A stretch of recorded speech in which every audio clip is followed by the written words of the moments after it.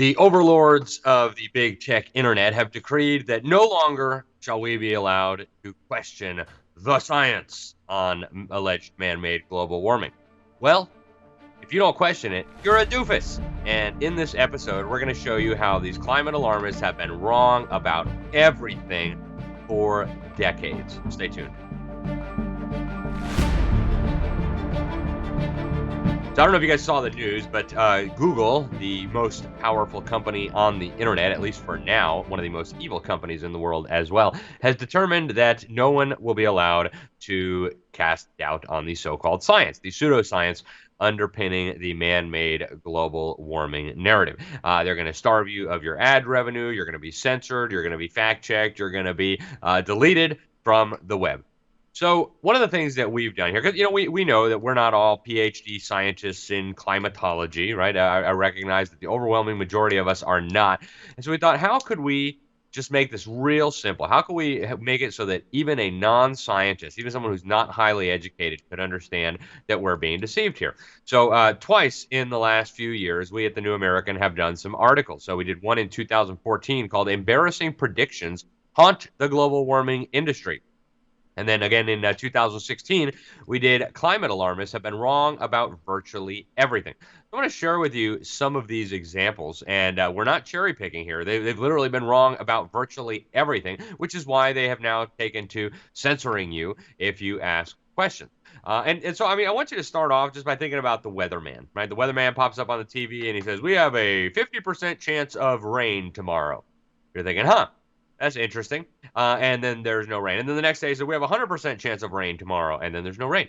And then the next day, we have an 80% chance of rain, and then there's no rain. At what point would you start saying, maybe this guy doesn't know what he's talking about? Maybe I should not be making my plans based on his prognostications. Well, as you'll see, this climate charade is very, very similar. The weatherman of the UN climate machine has been wrong literally about everything all the time. I'm going to start back in the 1960s and 1970s.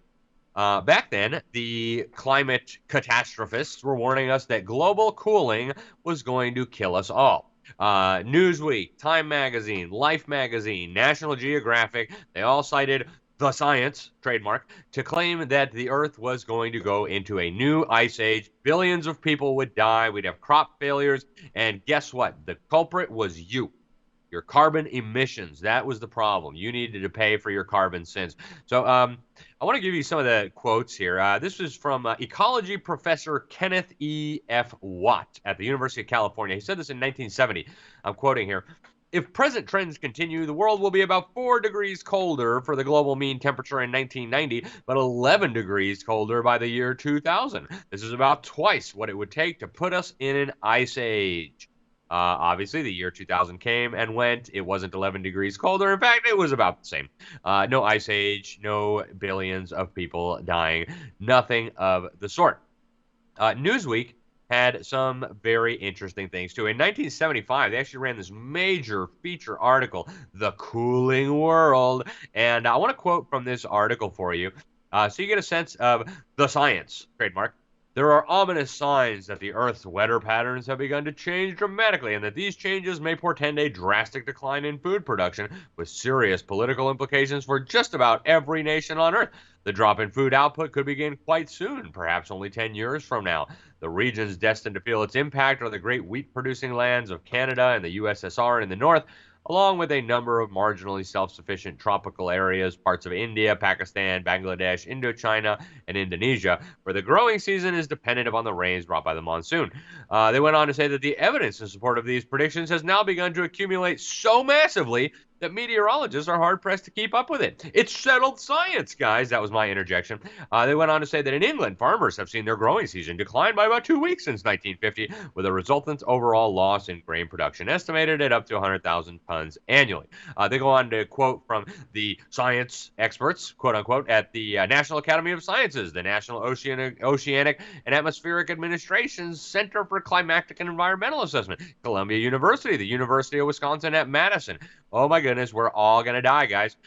They went on to say here Climatologists are pessimistic that political leaders will take any positive action to compensate for the climate change or even to allay its effects. This could have been written last week, right? Oh no, we're pessimistic that the politicians are not going to save us from climate change, right? They went on to say that some of the more spectacular solutions proposed by these man-made global cooling theorists, we should melt the Arctic ice caps by covering them with black soot.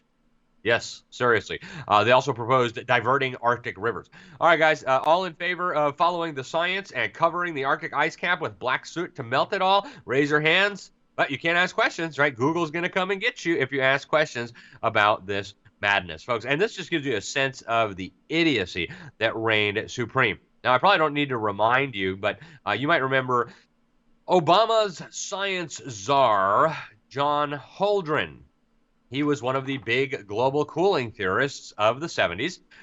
He wrote a book with his sidekick Paul Ehrlich in 1971. They wrote Global Ecology, and they warned, and I'm quoting here, that human activities would be responsible for the present world cooling trend. They pointed to jet exhausts and man-made changes in the reflectivity of the Earth's surface through urbanization, deforestation, and the enlargement of deserts. This is what was going to trigger the new ice age, according to these two sidekicks. They also said that man-made global cooling would produce an outward slumping in the Antarctic ice cap, and it would generate a tidal wave of proportions unprecedented in recorded history. Holdren and company also warned that carbon dioxide-induced famines would come as a result of this ice age by the year 2020. The year 2020 has come and gone, and oh my goodness, we have not died from a carbon dioxide-induced famine. Isn't it interesting, though, that carbon dioxide was labeled the enemy? Isn't that interesting? Paul Ehrlich, his sidekick, and again, this is Obama's science czar, guys. This is not just some weirdo kook fringe guy that nobody's listening to, okay?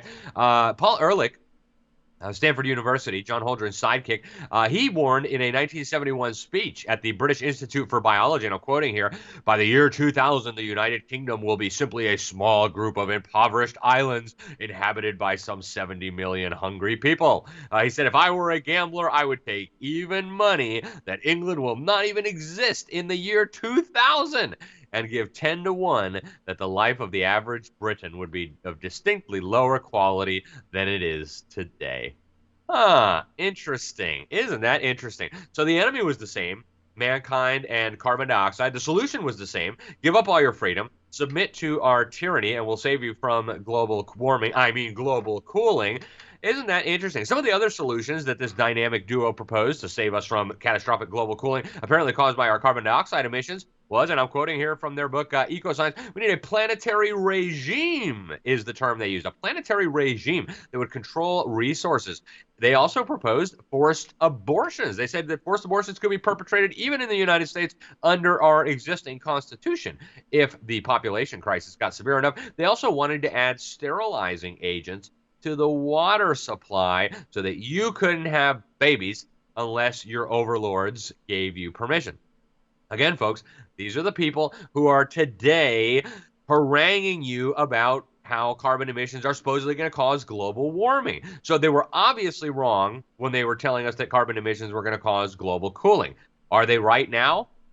I don't think so, right? In fact, I would argue very strongly that they could not be more wrong. They may have been right about heading toward global cooling. It's not because of your carbon emissions, but we'll talk about that in a moment. But guys, some of the things that these people have predicted are just so preposterous. So I want you to go through the settled science with me and imagine having this kind of censorship that they're proposing for today back then.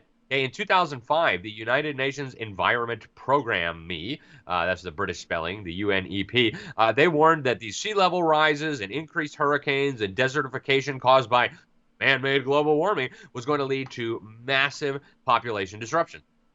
They actually provided a handy map, and they highlighted the areas where all the climate refugees were going to be running from.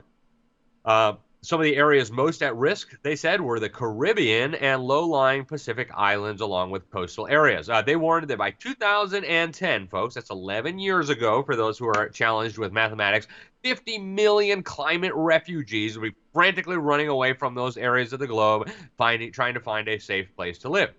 Well, Fun fact, the year 2010 came and went, and not one single climate refugee fled from one single one of those places. In fact, quite ironically, the places that they highlighted on the map that we're going to see climate refugees running away actually were some of the fastest growing regions of the planet. Okay, people were flocking to those areas.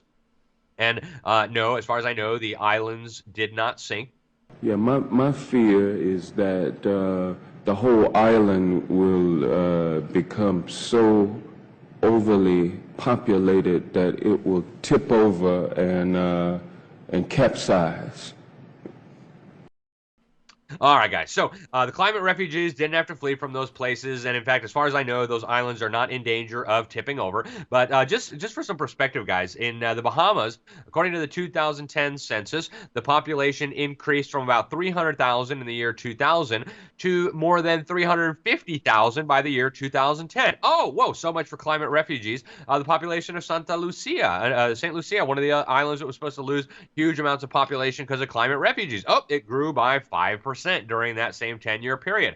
The Seychelles Islands grew by 10%. The Solomon Islands grew from 100 grew by 100,000 people, about a 25% increase in their population. Now, they also highlighted coastal China as an area that would produce a lot of climate refugees, and whoops, turns out that 6 of the fastest growing cities were all in the area that the UN said was going to be sending climate refugees all around the world, guys. And so you would think that after a mistake like this, they'd say, oh my goodness, guys, we are so sorry. We've been tremendously humbled. We will never make these kinds of idiotic pronouncements again. And by the way, you shouldn't believe us. But no, that's not what they did. First, they tried to take down all the evidence that they had ever said this. Oh, no, we didn't do that. Right? Nothing to see here. Well, then they explained, they said this was causing confusion, so they had to take down their phony maps. But guys, this has been a long pattern of this, okay? Back in 1989, the Associated Press ran a headline article that said, UN official predicts disaster. He says greenhouse effect could wipe some nations off the map, okay?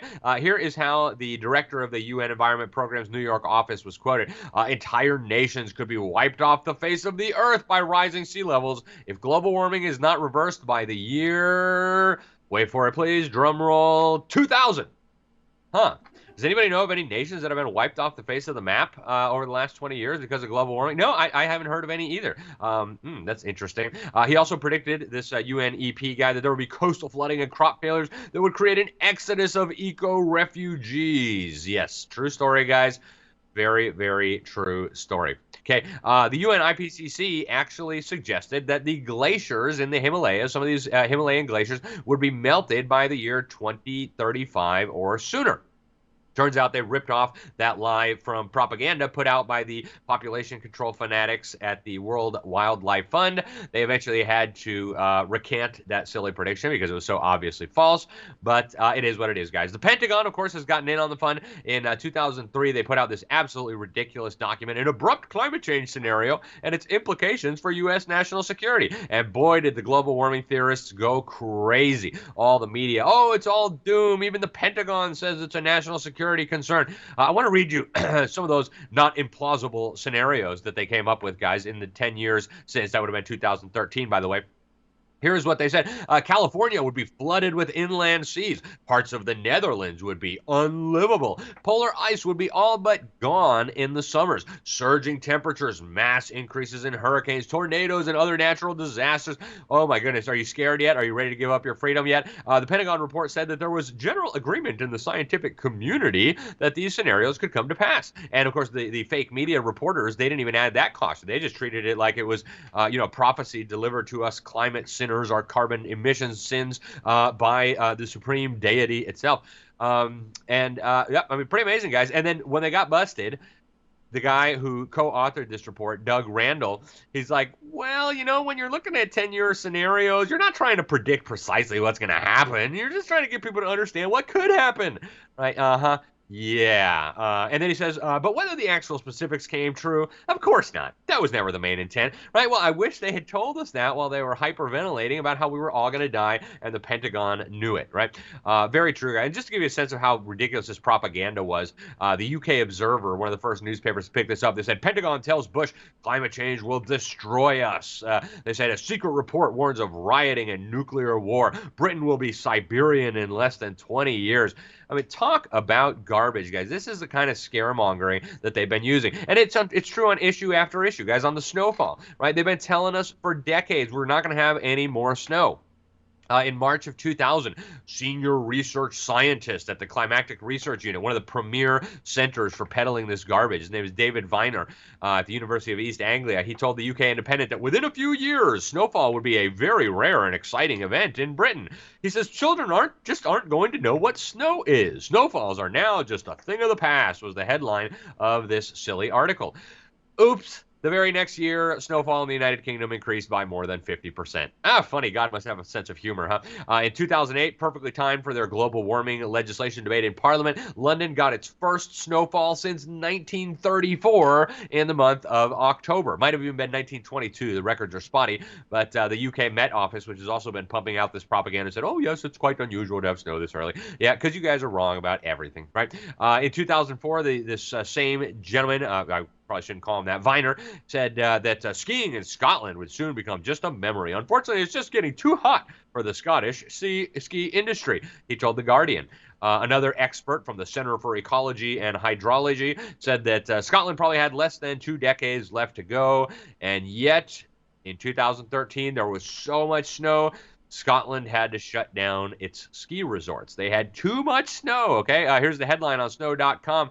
Nevis Range, Elect, Cairngorm, Glenshee, and Glencoe all remain closed today due to heavy snow. Oh, yeah, oops. Again, they could not have been more wrong, guys. And by the way, this wasn't just these individual lunatics. The Intergovernmental Panel on Climate Change, in their 2001 report, said the same thing. Milder winter temperatures will decrease snowstorms. And turns out they could not have been more wrong. Okay, the Rutgers University Global Snow Lab, by 12 years after that, found that snow cover was the highest in a decade. The data for the fall indicated the 5th highest on record.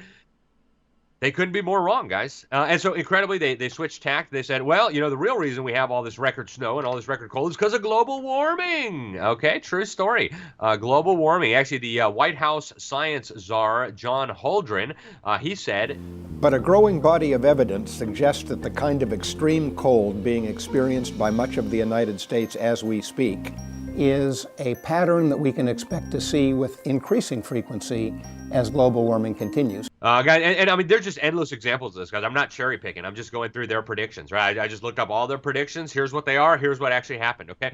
James Hansen, the guy who ran the NASA Goddard Institute for 3 decades, he said, and he was asked by a journalist in 1988 about the greenhouse effect, and here's what he said, okay? This is what he said.